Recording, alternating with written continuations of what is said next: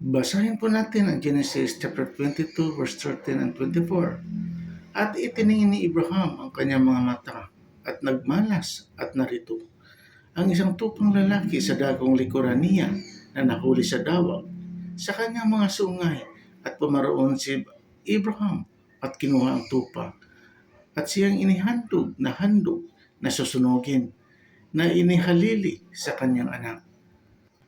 At pinangalanan ni Abraham ang dakong yaon na Jehovah Jireh, gaya ng kasabihan hanggang sa araw na ito, sa bundok ng Panginoon ay mahahanda.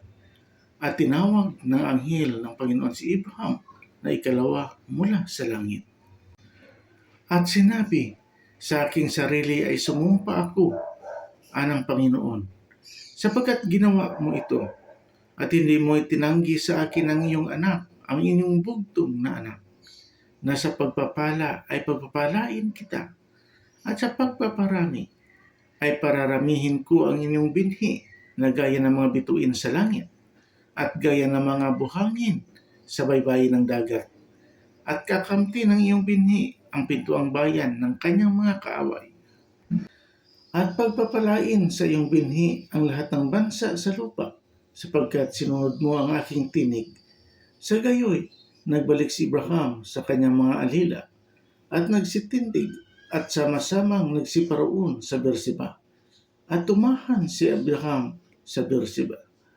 At nangyari pagkatapos ng mga bagay na ito, na ibinalita kay Abraham na sinasabi, narito si Milcah rin naman ay nagkaroon ng mga anak kay Nahor na iyong kapatid. Si Uz ang kanyang panganay at si Bas ng kanyang kapatid at si Kemuel na ama ni Iram. Si Chesed din naman at si Hazo at si Pildas at si Jidlaf at si Betuel at naging anak ni Betuel si Rebeka. Ang walong ito ay naging anak ni Milcah kay Nahor na kapatid ni Abraham. At ipinanganak din naman ng kanyang babae na tinatawag na Reuma, si Teba at si Gaham at si Tas at si Macha. Amen.